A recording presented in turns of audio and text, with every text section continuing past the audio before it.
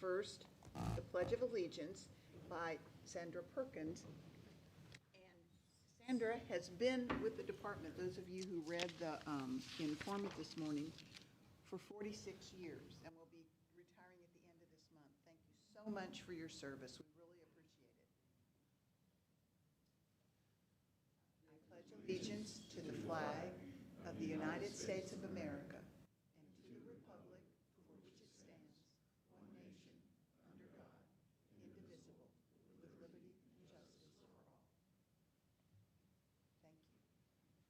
Now we'll have, a new chaplain, Miles, is that right? Chaplain Miles? Well, of course it's Chaplain Miles. Nice to see you. Thank you for being here. Thank you so much. Let us bow our heads in prayer, please. We thank thee, O holy God, that in thee there is plenteous grace to cover all. We be thou strength in weakness, O merciful God. Be with that of our city, this police department, this chief, and her staff. We thank you for all that you allow this department to do. O God, give them the wisdom and the courage with all of your help to make decisions, the right decision. O God, the strength to endure whatever consequence may be attended upon them. For we know the reward of faith and obedience is always clear and understanding. Accomplish in this department a wholeness of life. Grant them, O God, thy keeping power when they may be tempted to stray from thee, our first love, and rebel against thy will. Direct them to hold a firm grasp upon the reality of thy presence and a greater assurance of your loving care. Lord, you are our master. Amen. Amen. You may be seated.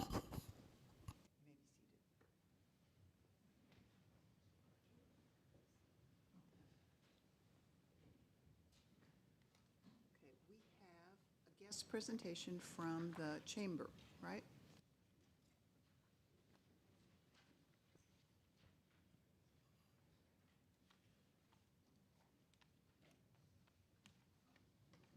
Welcome. I don't have your names, but we're happy you're here. Please tell us, please introduce yourselves.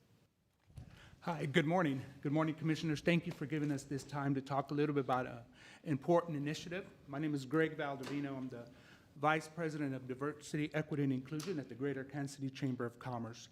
And this morning, we're here to talk about an initiative that we're calling Welcoming Kansas City. And this initiative is an effort from the Chamber as well as an organization or a coalition of 80 organizations to make Kansas City more welcoming to all, but specifically to immigrants and refugees. And so to start this presentation, I'm going to have my colleague Amy Kaufman come up and talk a little bit about this. Good morning, Commissioners. Good morning, Chief Graves. It's so nice to see you again. It has been about 4 years since we started on this process together, and we're very excited. A few months ago this summer, we had a chance to meet with the chief, who very lovingly gave us Sergeant Ann Hope to work with us on this with her work with Youth Rise, which is largely immigrant and refugee kids playing soccer. She's been just such a perfect fit to help us navigate the different portions of Welcoming KC with safe communities information. So welcoming is much more than just doing celebrations and saying, this is a great community. It's actually working on policies and procedures that can help all facets of our community to become more welcoming. This involves city policies and procedures, as well as different organizations that serve immigrant and refugee populations, the school department, the education, and of course the police department and all emergency responders. So just some of our quick, fast facts here that you can see. We have actually over 150,000 immigrants and refugees that are here that have been identified in Kansas City through the census. And what's really amazing is their immigrant spending power is over $3.5 billion, and the revenue that they bring in, or the taxes that they pay, over $1 billion. So we're very excited to be a part of this program and to see the different ways that we can make impact in Kansas City. So as Greg said, our Welcoming KC has been this coalition effort. The Reach Healthcare Foundation approached the chamber with coming into welcoming work. There's a national organization that's called Welcoming America that's helping us to steer this. We have been in contact with them greatly over the last 4 years. And as you can see in the red is kind of our beginning stages. We worked together before and during the pandemic to actually develop a Welcoming KC plan. And this plan, through this coalition, really goes through the different framework areas that I'll discuss in a second, to talk about how we approach what is our vision, what is our goals to see in Kansas City as kind of a whole welcoming region. At this point, we are focused on having Kansas City, Missouri be a certified welcoming community. And so there's an application process that we have to go through with Welcoming America. We have to meet different criteria for that and do an application. So it is our plan to have that application go in this year and hopefully be certified by the end of 2024. So the certified welcoming, again, what this really means is having those policies and those programs that can really impact people's lives, and making certain that we're looking at things through an immigrant lens and how we can better our community so that people can navigate the community better, become engaged in civic events, and really develop the way that they want to see their lives live forward. So certification is awarded on a 1 through 5 star level, and I will tell you, it is a lot of work getting all the way to 5. So most of the communities, and here's a list of communities that have been certified at this point. We mentioned yesterday that there are a few of these that will also be hosting the World Cup that have been certified as welcoming cities, being Dallas, Philadelphia, and Atlanta. Most of these at this point, the highest we've seen communities rated at is a star level of 3. These are the different framework areas of the welcoming standard. So civic engagement, connected communities, how are we really connecting people together? Economic development, how are we making certain that people have access to education so that they can do the things they want to do, start businesses, working with trying to get resumes translated figuratively and literally into what that means here in the United States, and how can your education levels be applied so that we can get you into the job that uses all of the skills and brain power that you bring with you. Education, that's both at a K through 12 as well as adult education, so English classes for adults. Equitable access, a huge component of this is language access.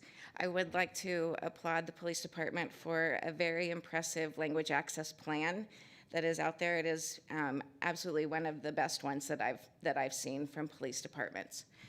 And then government and leadership. This is looking at how is the government communicating with immigrant and refugee populations. We know that we have language issues that might be coming out there.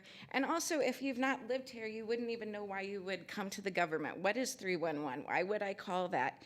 And if you don't have the language ability, being able to have those conversations makes it all the more difficult.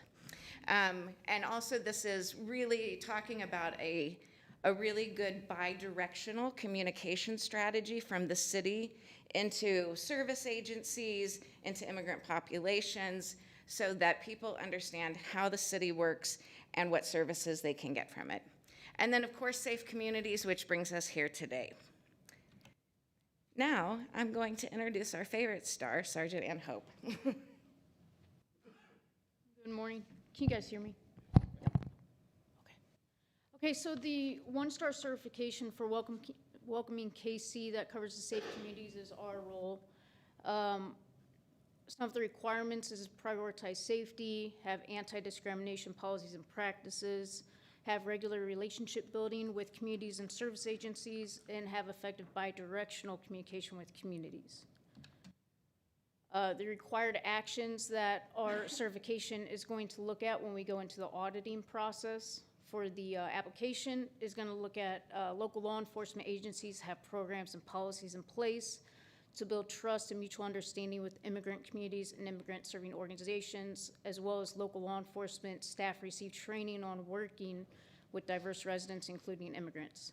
So two of the recommendations, there are a couple recommendations, but two of the big ones that the committee has discussed is recommending regular information sessions with service agencies such as JVS, the LAM clients, and immigrant community leaders to assist communities in understanding the laws, practices, and policies. And a second recommendation was looking into regular additional in-person trainings. One really cool thing the department did do, we hosted a Citizens Police Academy in Spanish previously and got a lot of positive feedback. So one thing that we would look into is seeing if we have the resources to schedule this as an annual event in Spanish, and then whether we have the resources to possibly offer something like this in our other more popular languages that we're getting our language access stats, such as Swahili or Burmese.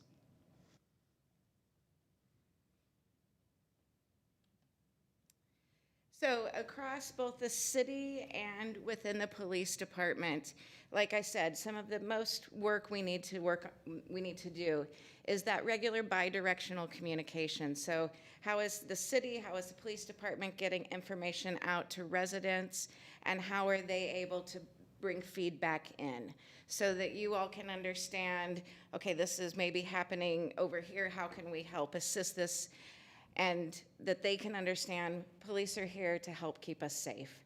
And we know that through our connections, we're all safer, and we want to make certain that officers and residents are as safe as possible. That goes again to regular community engagement. So how can we see, as Sergeant Hope said, how can we have officers connect with our refugee resettlement agencies and some of our other immigrant service agencies, just to really start building that trust and those relationships to make your jobs easier. And of course, language access. Like I said, Police Department has a great language access plan. One of the things really we'd like to see is maybe a little bit more beefed up training on it so that we know officers aren't using kids, if at all possible, to serve as interpreters, that we can help to identify, are there things that we could get translated from the police department to help spread through neighborhoods, whatever types of communication that would help you all do your jobs more easily.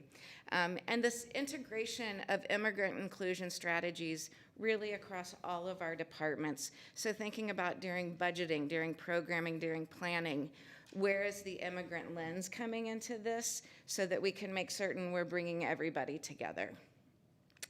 And with that, that's me. And that's finally it. But I just want to, thank you all for your service as commissioners. Thank you to the officers for your service as well. I know that it is sometimes difficult working with folks that don't speak English well or that are coming from other countries. But we, as Welcoming KC, are certainly here to help make that easier for you and help people understand, while they may have had issues with officers or people in uniform in their home countries, we have a different sense of police security here. So with that, Chief Graves, thank you again for loaning us Sergeant Hope, and commissioners, thank you for having us here today. Thank you for coming. We appreciate it. Excellent information. Next, we have the mayor's designee, and I said the mayor's not here. I'm assuming that it's Councilman Ray. Is that right? Okay. I see other city council members here, so I didn't know if I should call on somebody else. Thanks for coming. Good morning.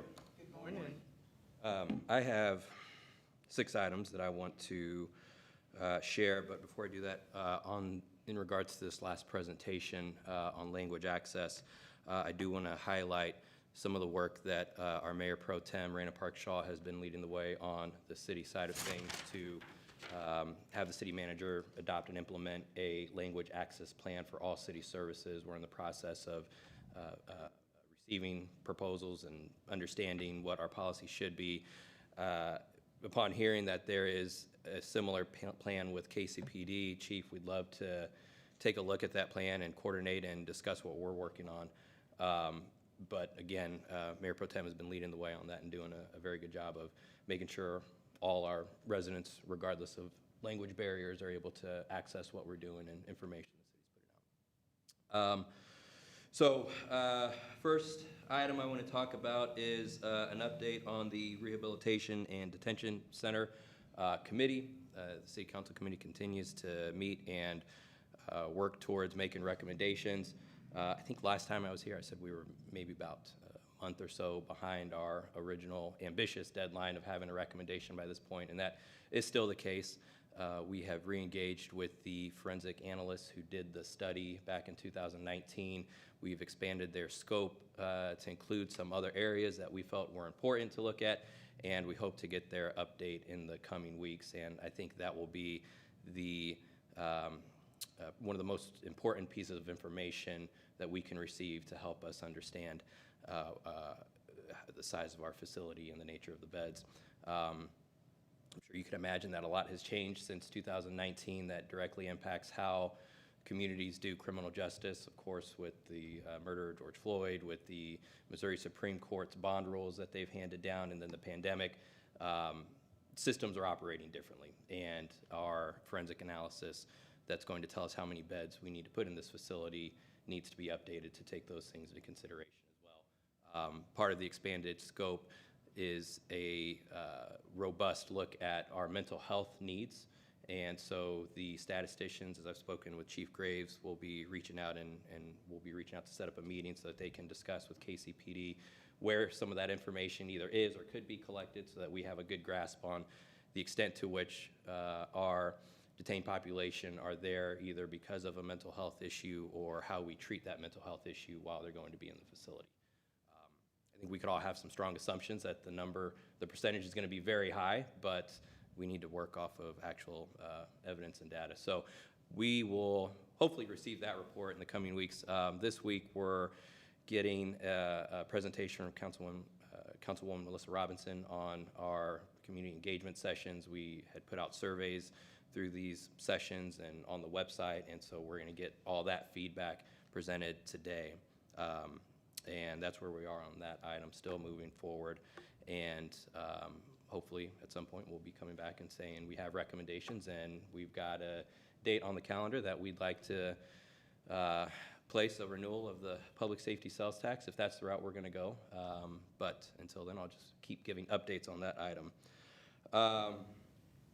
Second, I think I shared this last time as well. We have had a lot of conversations about downtown security and incidents that have occurred downtown from business owners and from residents. Board Member Whitaker has worked with the Downtown Council, and we have, I think, Monday scheduled a Downtown Public Safety Summit. I believe the mayor's been invited, chief's been invited, city manager, and a couple council members to discuss strategies for reducing some of the crime that we're experiencing downtown. I don't want to share any of the preliminary conversations we've had, Chief. If you are ready to do so, please do so. But I think we'll be able to present some ideas that folks will find helpful and responsive to the concerns that they've raised. Third, we have, actually I'm going to switch topics. Third, I would like to extend an invitation to the chief or her designee to give a presentation at one of our council business sessions on the last year's homicide rate. Since we last met, we broke that record of our highest number of homicides, which should be call to action for all of us. I know that there are regular presentations here that go into the nature and cause and demographics It would be great to have that presentation made to the full council to give our public safety conversations some context, and I extend that invitation. I don't have a date on the calendar, but I've reached out to the city manager about getting that scheduled, and would appreciate that. Because I think what we'll find out from that presentation is the unique nature of our violence right now and how many of these homicides begin with arguments and a lack of emotional regulation, lack of anger management. There's probably some PTSD and trauma thrown in there from folks who've experienced violence and seen things growing up. And that culminates in a moment where two folks have guns and get angry and feel threatened, and they pull the firearms and they shoot. That's been the majority of our homicides and this type of violence. And so this week I have a resolution that will be taken up on Thursday directing the city manager to research and make a recommendation on a cognitive behavioral therapy program that we could implement as part of the social service programming of the Focused Deterrence Program. There are several programs around the country. The one I'm familiar with is called READI, R-E-A-D-I, in Chicago, where they took this concept of CBT, which literally retrains the brain how to handle some of these situations around a lack of emotional regulation and anger management. In Chicago, they brought in these specifically trained CBT therapists to operate in the context of crime prevention and work with folks that they identified on a list of at-risk or high-risk individuals, and they saw pretty dramatic declines in that kind of spontaneous, spur-of-the-moment violence. And as we look at our focused deterrence strategy and the social service side of the programming that we offer to folks as an out from enforcement, this would be a very strategic and targeted way to try and address the very unique kind of violence we are experiencing. And so that resolution will be taken up on Thursday. Assuming it passes, city manager will go and come back within 30 days for a recommendation of that program that the city can fund, and that would be part of the social service side of focused deterrence. Which brings us to my next item, the focused deterrence strategy. I believe we have a governance meeting coming up here soon. I will be in attendance, as well as I believe staff from the mayor's office and the chief and the prosecutor's office. As we head into this year, although some things have changed since we last done focused deterrence, we saw 30% drop in homicides. I believe that this is our single best option at not having a repeat of 2023. And so I'm excited and thankful for the chief for taking leadership on this over the last couple months and getting us to a point where at the beginning of the year we're ready to launch and get to work. One last item. Several weeks ago, again on the City Council Public Safety side, we passed an ordinance that created a penalty enhancement for municipal offenses committed with a hate crimes element. There's a hate crime statute, there's a hate crime federal statute at the federal level as well. But that left a gap for municipal offenses, although lower level offenses that could still be committed with a hate crime element. And we partnered with the LGBTQ Commission. Councilwoman Andrea Boo was a leader on this, and we passed that ordinance to make sure that no matter who you are, where you're from, when you're in Kansas City, either living here or visiting, it is a safe and welcoming place. I think those are my 6 items. Happy to take any questions. Thank you for your work. We really appreciate it. And Mayor Pro Tem Park Shaw, thank you for yours. We appreciate it. Thank you. If I could just respond to a couple things. I'm actually getting ready to talk about that in some of my comments in regard to a response from the police department in hearing a lot of the concerns from the downtown council. Just Sunday, we initiated 2 officers back in Footbeat to specifically patrol the area of downtown and Crossroads as a response from hearing some of our the concerns from those in the government district and Crossroads. So I'm ready to say that. I'm also want to say thank you for the opportunity that you've provided the police department, not only with the a municipal detention facility conversation, but also allowing us to provide some context and present to the city council to talk about homicides. I know that there's a lot of questions from constituents and, responses with regard to a record number of homicides, which leads me into my another discussion, is focus deterrence. So we have already done our first group audit, and there are different stages and different pillars that you have to actually call it the evidence-based focus deterrence model. We are there, we are underway, we already have taken steps. The governing board meeting is next week, so it is absolutely in motion. So I just wanted to respond to those specific things, and I appreciate the ongoing dialogue that we have had with city council and including each other in all of our efforts. So thank you very much for that. Thank you, Chief. I appreciate that. Several of those things I wanted to mention, specifically the downtown patrol, and hoping to build on that because I think a business or government district, a downtown area, is one area where increased police presence, visibility, responsiveness can have a very strong deterrent effect, and particular to the type of crimes we're seeing both downtown and in Crossroads. And so I think this is a huge first step that the folks who've been raising those concerns are going to find that they're going to be excited about that when we present that information. Yeah. If I could raise one more item, and doing so in a lighthearted way, but partly serious. Several months ago, when the council was discussing its big events budget, we were talking about the potential of having to set aside money for Super Bowl. And I made the comment that, there's a chance that if the Chiefs make it, win the Super Bowl, Travis Kelce and Taylor Swift are still dating. And if that's the case, there's a chance that she might be on a double-decker bus riding down Grand or whatever street it goes down in our parade, which would mean you should probably more than double the size of the expected attendees and the things we need to do as a city to prepare for that. And so we've never been closer to that being a reality than today. And I don't know what's going to happen on Sunday, but we keep inching closer towards that as a possibility. I'm not a big Taylor Swift fan. Her music's fine, puts the baby to sleep.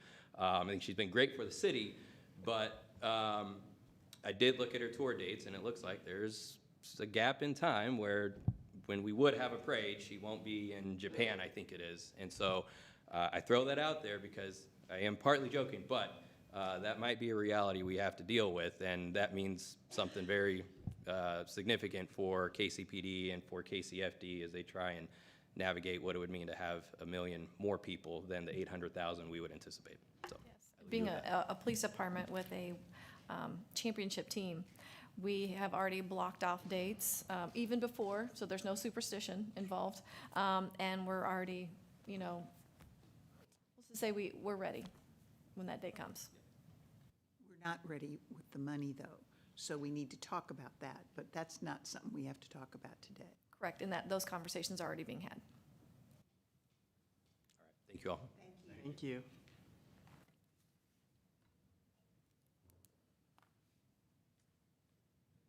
Okay, Chief, you're next. Yes, good morning. This past Sunday, not only the downtown footbeat, which I'll get into here in just a second, but the Patrol Bureau started our 11-hour shift for all patrol divisions personnel. The previous 10-hour shift could no longer be supported by our current staffing, but the 11-hour shift has a double benefit, which I've mentioned before. Better deployment of officers during times of high calls for service to improve response times in emergencies. And also the double benefit of that is that there's more time off for officers to decompress, to improve officer wellness and longevity.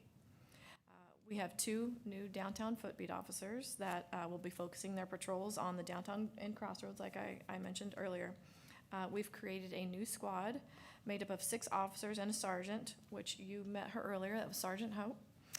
called the Strategic Policing Section to proactively address crime problems and also assist with enforcement on our focused deterrence efforts. Just one of our efforts in reducing and preventing crime. In partnership with the 3rd District Council members, we look forward to a brick and mortar location for our Community Action Network officers, or what we call our CAN officers. It's going to be on the east side, around 31st and Prospect. Tomorrow, executive staff will hold our first Teams meeting, which is a KCPD version of ComStat, to ensure we are efficient, accountable, and our efforts are reviewed and evaluated. I want to make sure that people know it's not a gotcha moment. It's a working together for the best outcomes in our service. And tomorrow, it will be Central Patrol Division, which in already looking at some of the data, it even furthermore supports the 2 footbeat officers in that area as it relates to calls for service in what we call 10 sector and Central Patrol Division. And just lastly, a wise person recently told me to stop focusing on how many officers we are short and continue thanking all of those who are here and putting in the work, serving our city every day.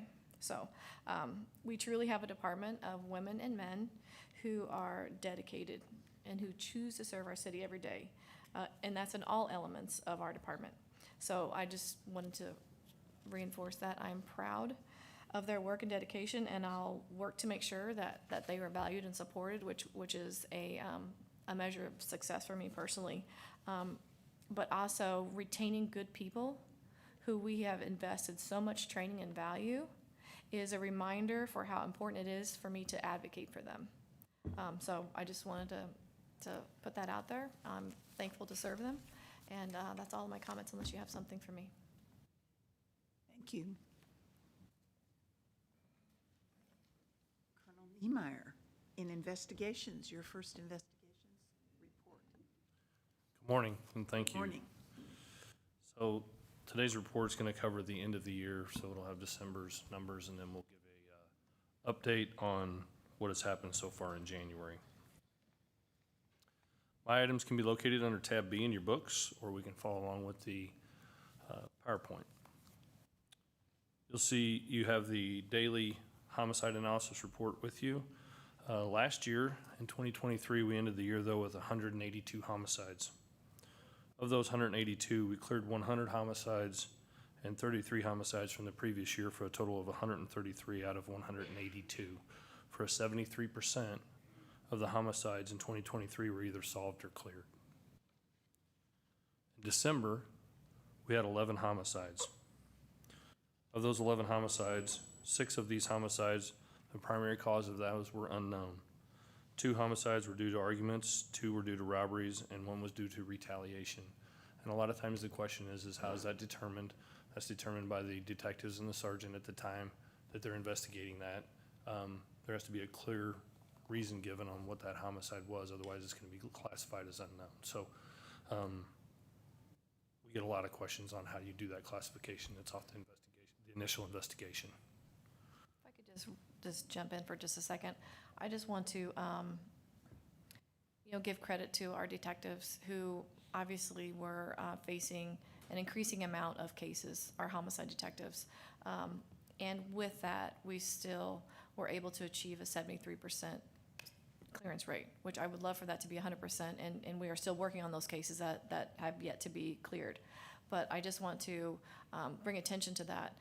Not only that they were working under increased caseload, but also that is well above the national average of clearance rates. Clearance rates are between 50 and 60 nationwide, and KCPD was 73%. I just wanted to take note of that.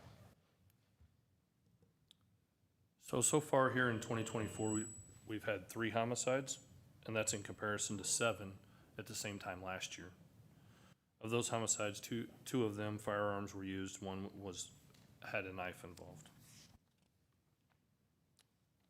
Also, you have a copy of the non-fatal shooting comparison report, and this is for the entire year of 2023.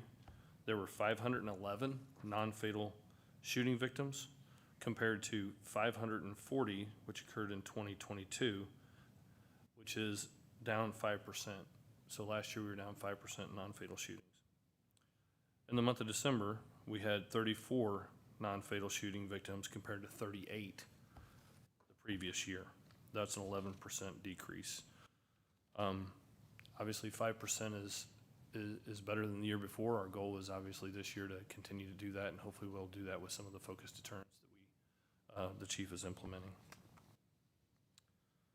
So far in